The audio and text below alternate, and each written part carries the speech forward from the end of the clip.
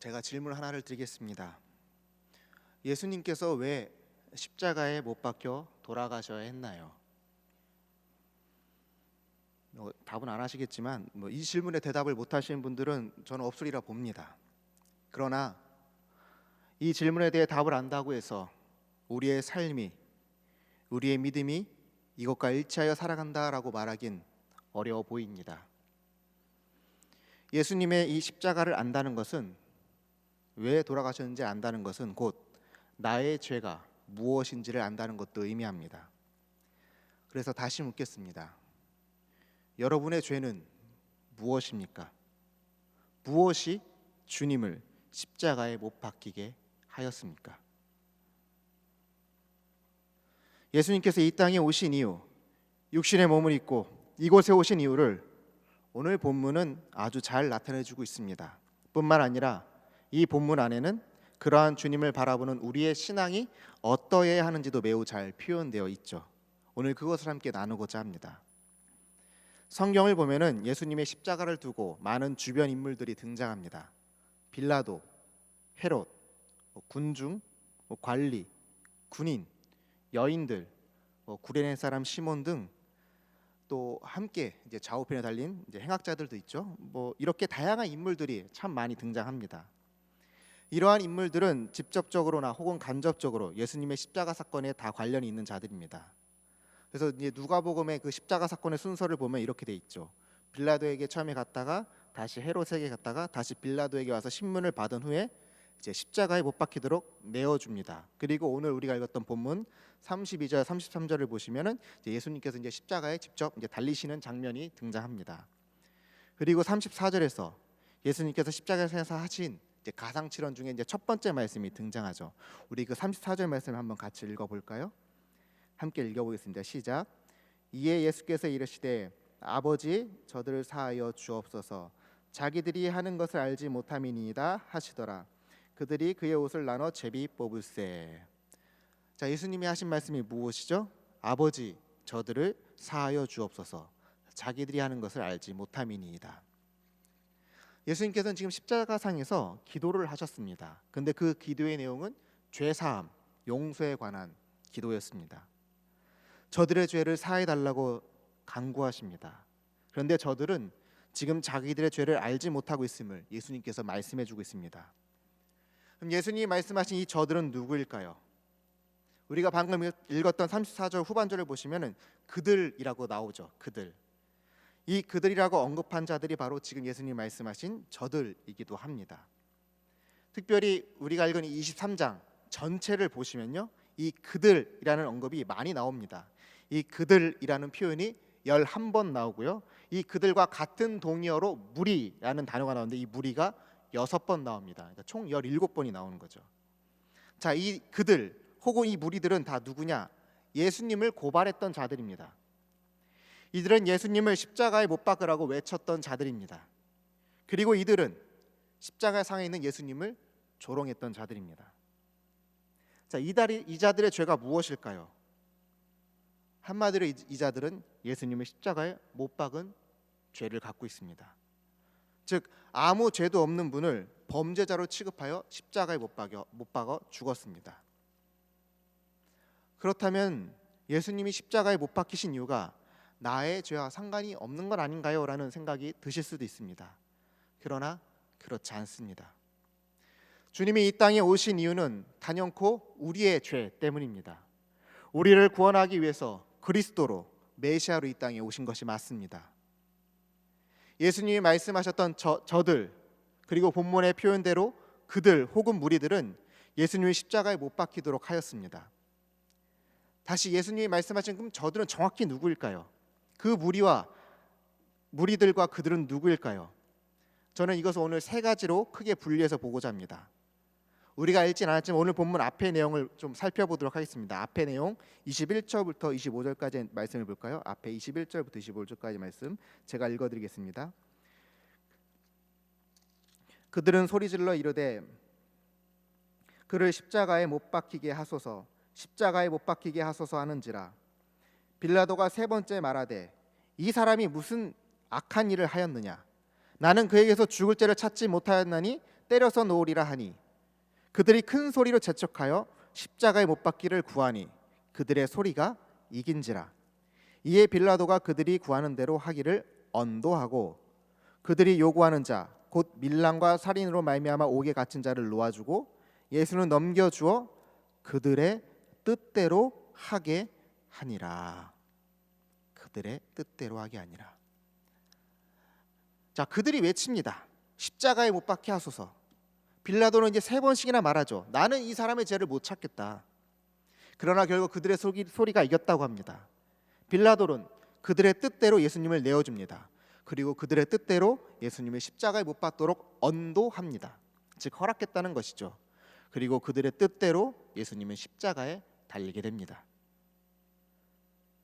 그들은 예수님을 십자가에 못 박으려는 무리들인 것이죠.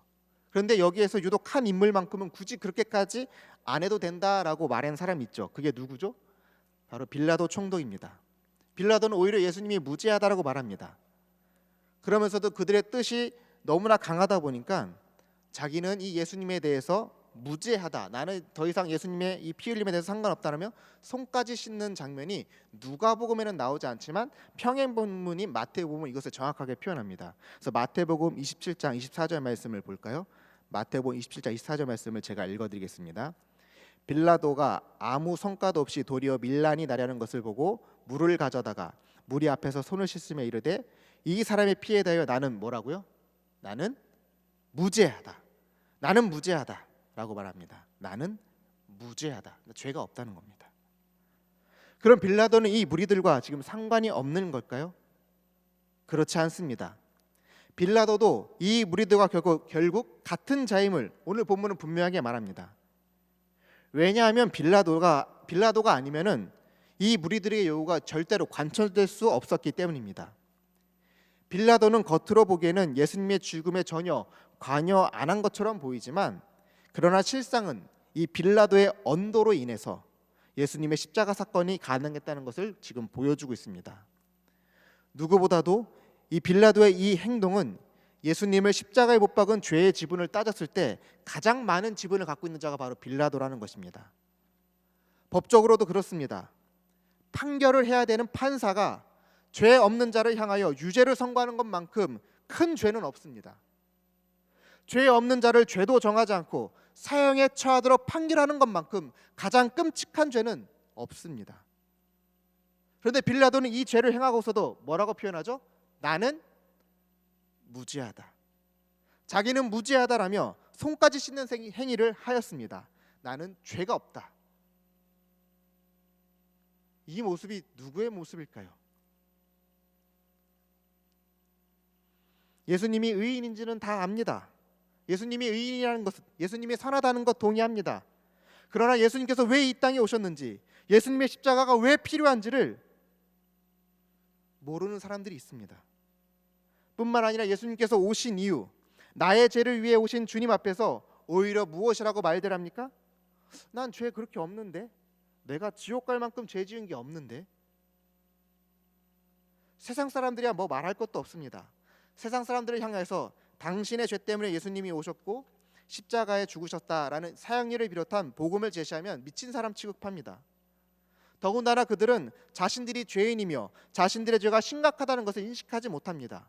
세상 사람들만 그럴까요? 교회에 나오는 이들 중에도 이러한 분들이 있습니다. 자신의 죄를 모르는 사람들. 예수님에 대해서 말할 때 예수님 좋은 사람이지, 의인이지, 착한 사람이지, 그는 참 뛰어난 사상가지, 그는 혁명가였어, 하나님이 아닌 사람으로서 위대한 성인이야, 이런 식으로 인식하는 사람들이 있다는 것입니다. 이 사람들의 특징이 무엇입니까? 예수님을 선한 분으로 알고 있지만 예수님이 나의 죄 때문에 돌아가셨다는 것을 믿지 못하는 자들입니다. 더군다나 이러한 빌라도와 같은 부류의 사람들은 나는 예수님에 대해서 좋은 분, 선한 분으로 믿어라고 하면서 정작 세상이 하나님에 대해서, 세상이 예수님에 대해서 잘못된 이야기를 할 때 적극적으로 변론하며 그분의 복음을 선포하는 것이 아니라 도리어 침묵하는 자들입니다. 세상이 예수님을 어떻게 평가하든지, 세상이 하나님의 말씀을 어떻게 왜곡하든지 자신과 상관없다는 식으로 내버려 둡니다. 여러분, 교회에게, 성도에게 맡겨진 본문이 무엇입니까?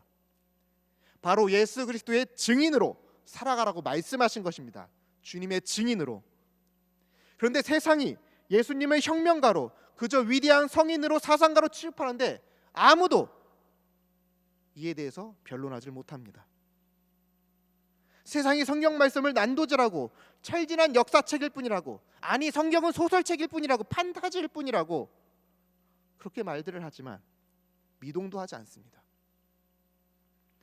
하나님의 뜻과 정반대로 세상이 변하고 있는데 세상을 향해 하나님의 뜻을 바로 가르치려 하기보다는 자신의 안위만을 챙기며 겉으로는 나는 주님을 믿어, 나는 하나님을 믿어라고 말을 하지만 세상에 아무런 영향력이 없는 자로 그렇게 살아가는 것, 그것이 빌라도의 모습입니다.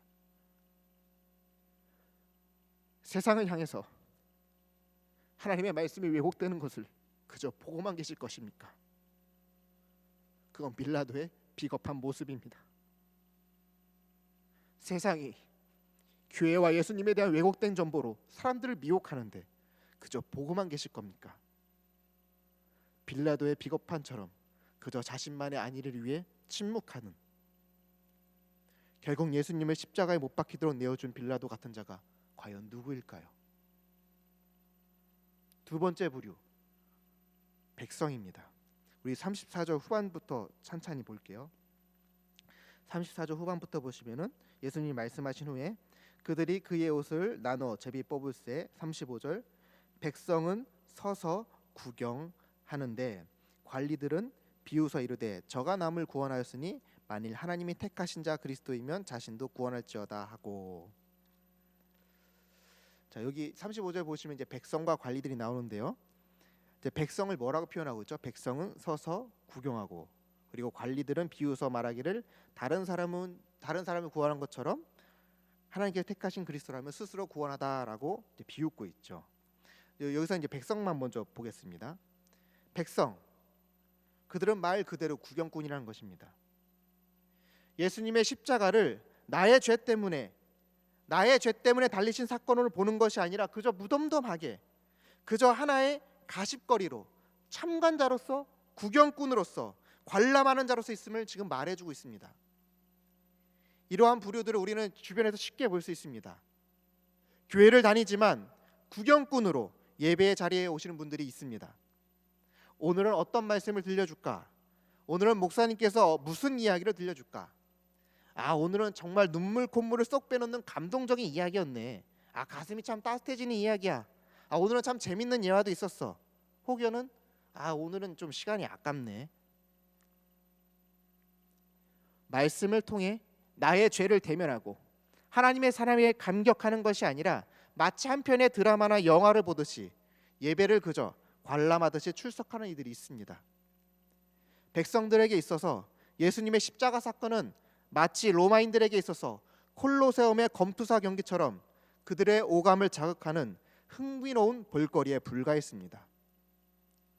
예수님의 십자가 사건은 누군가에게는 그저 흥미로운 주제일 뿐 자신의 삶에 전혀 영향력이 없는 것으로 여기며 사는 자들을 의미합니다. 교회에 나오는 목적이 하나님을 높이고 하나님을 경외함이 아니라 그저 보편적인 어떤 문화생활로서 종교 하나쯤은 가져야 되기 때문에, 혹은 다른 사람의 친분 때문에, 사업 때문에, 분위기에 맞춰주기 위해서 그렇게 나오시는 분들이 생각보다 많습니다. 대세를 따르는 사람들, 혹은 세상이 흘러가는 대로, 세상의 흐름대로 자신의 주관이나 생각 없이 남들 하는 만큼 하는 사람들, 이러한 백성들에게 있어서 예수님의 십자가에 못 박히시는 사건은 마치 이런 것과 같은 거죠. 세상이 이렇게 합의하면 그것을 맹목적으로 따라가는 사람들, 그것이 하나님의 뜻인지 아닌지 생각하지 아니하고 세상이 그렇게 하라고 하니까 따라가는 사람들, 하나님의 말씀과 반대되는 가치를 가르칠지라도 그저 거부감 없이 수용하는 사람들, 예수님이 십자가에 못 박히도록 함께 동요하고 함께 동조하며 이리저리 휘둘리는 백성들, 이 모습이 과연 누구의 모습일까요? 마지막으로 세 번째 부류, 그들은 오늘 본문 35절부터 39절까지 보면 나와 있는데요. 35절에 아까 읽었듯이 관리가 나오고요. 36절을 보시면은 이제 군인들이 나옵니다. 그리고 39절에 보면은 달린 행악자 중 하나가 나옵니다. 자, 이 35절부터 39절의 내용을 우리 같이 찬찬히 한번 볼게요. 중요한 부분들이 있어서 35절부터 보시면은 백성은 서서 구경하는데 관리들이 비웃어 이르되 저가 남을 구원하였으니 만일 하나님의 택하신 자 그리스도이면 자신도 구원할지어다 하고 군인들도 희롱하면서 나와 신포도주를 주며 이르되 네가 만일 유대인의 왕이면 네가 너를 구원하라 하리라. 그의 위에 이는 유대인의 왕이라 쓴 패가 있더라. 달린 행악자 중 하나는 비방하여 이르되 네가 그리스도가 아니냐 너와 우리를 구원하라 하되. 자, 이들의 내용들을 보면 공통적인 것이 있죠. 그 요구 조건이 똑같습니다. 그것은 무엇이냐? 구원하라입니다. 근데 그 구원하라는 이 표현이 되게 재밌습니다. 35절을 보면은 비웃으며 얘기하고요. 37절을 보면 희롱하면서 얘기하고요. 39절을 보면 비방하면서 이야기합니다. 그리고 이들이 얘기하면서 또 예수님을 향해서 표현했던 동일한 표현들이 나옵니다. 관리들은 그리스도라면, 당신이 그리스도라면, 그리고 군인들은 당신이 왕이라면, 유대인의 왕이라면, 그리고 행악자는 당신이 그리스도라면. 자, 그리스도나 왕은 다 구원과 관련된 직분이긴 합니다. 즉 그들의 요구대로 이제 구원하라는 것이 바로 이 직분과 연관되어 있다는 것이죠. 자, 생각해 봅시다. 예수님의 목적이 무엇이었습니까? 이 땅에 오신 이유가 무엇이었습니까? 십자가에 달리신 이유가 무엇이었죠? 바로 구원입니다. 근데 지금 이들도 요구하는 것이 무엇이죠? 구원입니다. 같은 구원이라는 말이지만 그러나 그 의미는 완전히 다릅니다. 예수님께서 주시고자 하는 구원은 이들이 원하는 구원과는 전혀 다른 것입니다. 예수님이 우리에게 주시고자 하는 구원은 생명입니다. 그러나 지금 이들이 요구하는 구원은 생명이 아닌 생존의 차원의 구원입니다. 즉 육신의 차원에서의 구원, 썩어 없어질 이 땅의 것들을 지금 요구하고 있는 것입니다. 그렇습니다. 세상이나 교회나 십자가에 달린 예수님 앞에서 생명의 구원을 요구하기보다 여전히 생존의 요구에 집착하고 있음을 우리는 볼 수 있습니다. 우리는 예수님이 그리스도요 또 왕이라는 것을 너무나 잘 알고 고백합니다. 그런데 우리는 주님께서 우리에게 영원한 생명을 주시기 위해 오셨다는 것을 실질적으로 믿질 않습니다. 머리로는 그것을 알지만 믿음의 차원에서는 다른 것을 요구하고 다른 것을 믿으려고 합니다. 우리가 예수님을 믿고 따르는 모습이 마치 제자들이 예수님을 따랐던 모습이지 않습니까? 세상 사람들이 예수님을 향해서 바랬던 모습이지 않습니까? 세상에서의 성공과 세상에서의 유익과 세상에서의 생존 때문에 더욱 주님을 찾고 더욱 주님을 부르고 있는 것이 오늘 우리의 모습은 아닐런지요. 그런데 이러한 모습이 주님의 십자가 앞에서 행해지고 있다는 것이 문제입니다. 이러한 믿음이, 이러한 행위가 십자가에 달린 예수님을 향해서는 곧 비방하는 것이요 조롱하는 것이요 비웃는 것임을 지금 말씀해주고 있는 것입니다. 주님이시잖아요. 주님이시잖아요. 주님이 그리스도이시고 왕이시잖아요. 그러니까 이 땅에서 구원해 주세요. 이 땅에서 제발 능력 좀 보여주세요. 이 땅에서 뭔가를 행해 주세요. 관리, 군인, 행악자의 비방의 말을 다시 보시면 예수님을 다 뭐라고 표현하고 있죠? 당신이 그리스도라면, 당신이 왕이라면, 당신이 그리스도라면. 여러분 요 말의 의미, 요 말의 이 구조가 꼭 마치 뭐와 같습니까? 예수님께서 40일 동안 광야에 있을 때 마귀에게 시험받는 그 모습을 지금 똑같이 보여주고 있는 것입니다. 즉 우리도 지금 예수님 앞에서 그 모습으로 마귀의 모습으로 서 있다는 것을 지금 누가복음은 우리에게 들려주고 있는 것입니다. 지금 예수님이 보여줘야 될 것은 떡을 주는 일입니다. 지금 예수님이 보여줘야 될 것은 눈에 보이는 기적입니다. 지금 예수님이 보여줘야 될 것은 내가 세상의 왕으로 서게 하는 것입니다. 내가 마치 마귀의 속삭임처럼 예수님께 세상의 것을 구하고 있는 그들 중에 한 명이 바로 나라는 것이 보이십니까? 그런데 우리는 보지 못합니다. 아니 우리는 알지 못합니다. 우리가 원하는 것이 하늘에서부터 오는 생명, 예수님만이 주실 수 있는 그 생명에 관심이 없다 보니 자꾸 세상적인 문제와 욕구에 예수님의 십자가를 대입하여 신앙생활을 하곤 합니다. 예수님께서 십자가에 달리신 이유가 내 문제 해결을 위한 것으로 보고, 십자가에 달리신 이유가 내 건강 때문이어야 되고, 내 자존심 때문이어야 되고, 내 성공 때문이어야 되고, 나의 부자됨을 위해서여야 되고, 나의 잘됨을 위해서 십자가에 달려야 한다고 십자가를 자기를 위한 도구로 전략시켜 버렸습니다. 십자가상에서 보여줘야 할 것은 이 땅의 것, 이 땅의 생존의 차원의 문제를 해결해 줄 마술적인 도구로 전략시켜 버렸습니다. 이 무리들의 관심은 예수님이 주는 생명에 관심이 없었습니다. 즉 자신의 죄에 대한 문제에 관심이 없었습니다. 오로지 나의 잘됨, 나의 아픔과 고난이 벗겨져서 세상에서 좀 편하게 잘 살아보려고 요구하는 수준으로 만들어 버렸습니다. 그래서 결국 이들이 합의해서 행한 것이 무엇입니까? 죄 없으신 예수님을 십자가에 못 박은 것입니다. 더 노골적으로 얘기할까요? 하나님을 살해한 것입니다. 왜?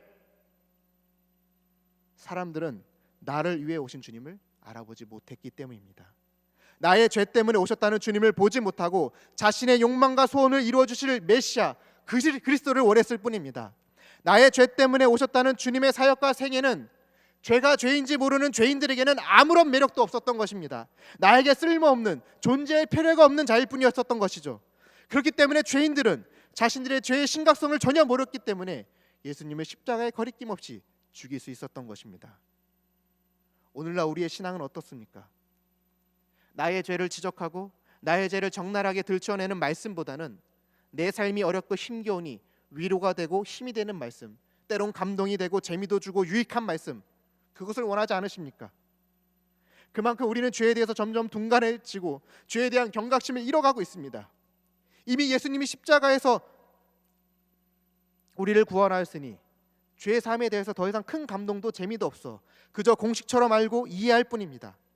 아니, 오히려 십자가의 의미가 죄가 아닌 성공신화의 도구로, 심리치료의 도구로, 개개인의 상황과 입맛에 따라 맞춤식 위로와 마술 같은 능력의 도구로 전략해 버렸습니다. 십자가는 그런 도구가 아닙니다. 주님이 달려 죽으신 십자가는 우리의 죄 때문입니다. 아니, 십자가에 예수님을 못 박은 게 바로 우리라는 것을 우리는 알아야 됩니다. 내가 주님을 십자가에 못 박은 것입니다. 내 죄를 알지 못하면 내 죄를 위해 오신 주님을 우리는 볼 수 없습니다.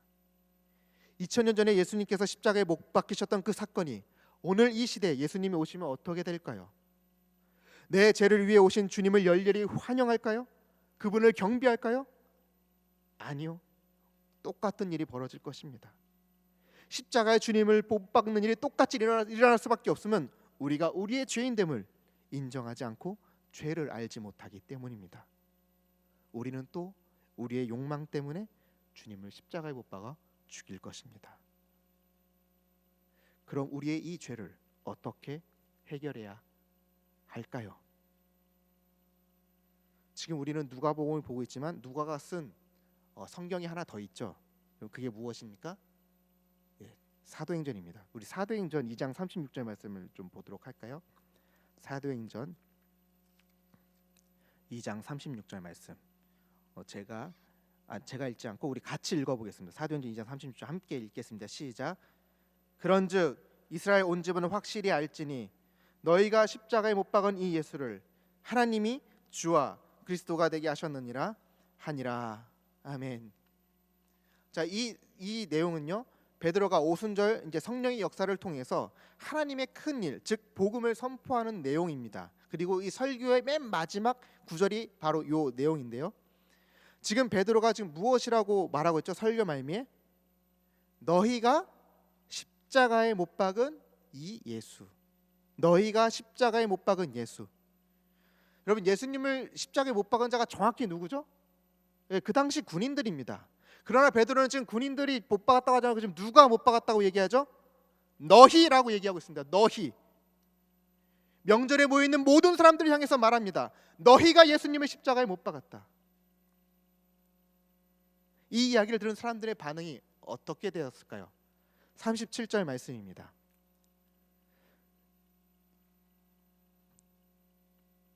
이르되 30절이 아닌데요. 이거 사도행전 2장 30절 말씀 제가 읽어드릴게요.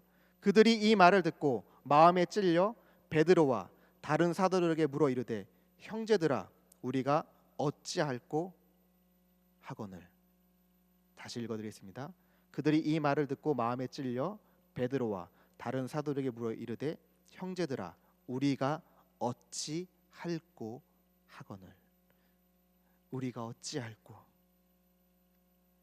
하나님을 죽였다는 그 큰 죄 앞에서 이들은 망연자실합니다. 어찌할꼬 어찌할꼬. 이후 38절부터 나오는 내용은 이런 내용입니다. 베드로가 얘기합니다. 회개하고 죄 사함을 받으라고요. 그리고 이 일로 인해서 제가 무엇인지 깨닫고 회개하여 돌아온 사람이 몇 명이라고 하였죠? 3,000명. 3,000명. 전도, 선교, 부흥, 내가 죄인됨을 알기 전에는 불가능한 일입니다. 주님의 죄사함이 뭔지 알기 전에는 불가능한 일이죠. 여러분, 근데 이 죄사함이 어떻게 가능한 일입니까?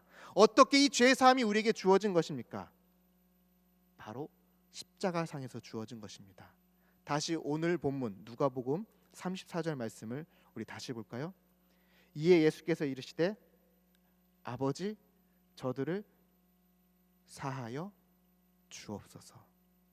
아버지 저들을 사하여 주옵소서.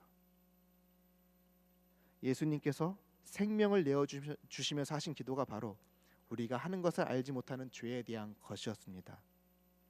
누구 하나 자기 행동을 돌아보고 가책을 받지 않았습니다. 오히려 나는 무죄하다라고 변론하고 도리어 예수님을 비방하고 비참하게 죽어가는 예수님을 두고 즐기고 있었을 뿐입니다. 예수님의 고통과 아픔에는 관심이 없고 전부 자기의 즐거움을 찾아 주님께 요구하였을 뿐입니다. 그런데 주님은 바로 이러한 자들의 죄를 위해 죽으신 것이고 하나님의 용서가 바로 그 십자가상에서 예수님의 기도로 말미암아 그런 자들에게 베풀어졌다는 것입니다. 이것이 하나님의 긍휼이며 은혜인 것입니다. 다시 말해서 하나님의 용서는 용서받을 자격 조건이 전혀 없는 나 같은 놈에게 베풀어졌다는 것입니다. 이것이 십자가에서 베풀어진 한량없는 은혜인 것입니다. 이 은혜를 안다면, 이 은혜를 입었다면 우리의 삶이 어떻게 되어야 할까요? 여전히 이 은혜를 이 은혜가 무엇인지 알지 못하고 내 죄가 무엇인지 알지 못하면 우리는 십자가에 달리신 그 예수님을 저주한 행악자의 한 명에 불과한 인생으로 끝나게 될 것입니다. 그러나 하나님의 은혜가 무엇인지 안다면 자기의 죽음을 당연한 것으로 인정하게 됩니다. 그 내용이 41절 내용입니다. 우리 본문 41절 같이 볼까요? 우리는 우리가 행한 일에 상당한 보응을 받은 것이니 이에 당연하거니와 이 사람이 행한 것은 옳지 않은 것이 없느니라 하고. 행악자 중 한 명은 예수님에게 나와 너를 구원하라 라고 요구합니다. 그러나 다른 한 명은 뭐라고 얘기하죠? 우리가 행한 일에 상당한 보응을 받고 있다라고 말합니다. 즉 은혜를 아는 자는 자기의 죄와 죽음만이 실제라는 것을 고백할 수 있다는 것입니다. 그렇기 때문에 우리가 주님께 구할 수 있는 것은 이것뿐임을 누가는 우리에게 다시 말해줍니다. 이 은혜는 무엇일까요? 42절 말씀입니다. 우리 42절 말씀 같이 읽어볼게요. 시작. 이르되 예수여 당신의 날에 임하실 때에 나를 기억하소서 하니. 지금의 상황과 여건의 변화를 위한 기도가 아닙니다. 오히려 주님과 함께할 낙원을 바라보는 것을 구하고 있습니다. 주님이 다스리시는 하나님 나라만을 소망하고 있는 것입니다. 이것이 바로 오늘 우리에게 이루어질 은혜여야 합니다. 우리 43절 말씀 같이 마지막으로 보겠습니다. 함께 읽겠습니다. 시작. 예수께서 이르시되 내가 진실로 내게 이르노니 오늘 네가 나와 함께 낙원에 있으리라 하시니라. 아멘. 여러분, 이 행악자가 고백한 것 간추리면 이런 의미입니다. 주여 나는 죄인입니다. 나를 불쌍히 여기소서.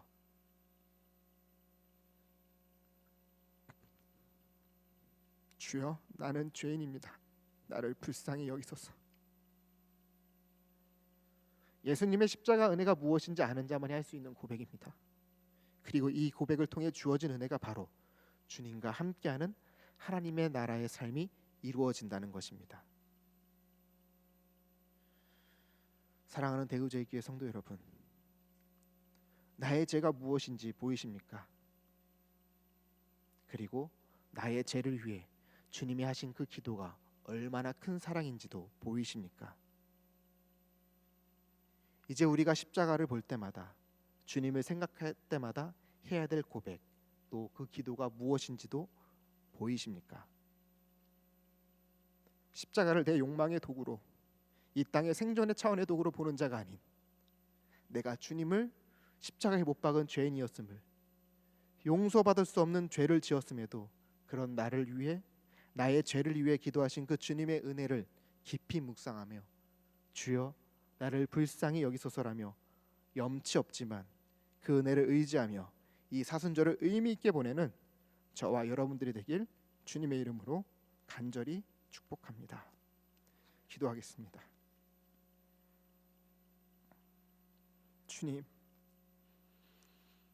우리는 우리의 죄를 알지 못하고 보지 못하여서 나의 죄를 위해 오신 예수님을 쓸모없는 자로 여겨 십자가에 못 박았던 2000년 전의 그 자들의 모습이 바로 나의 모습임을 보게 됩니다.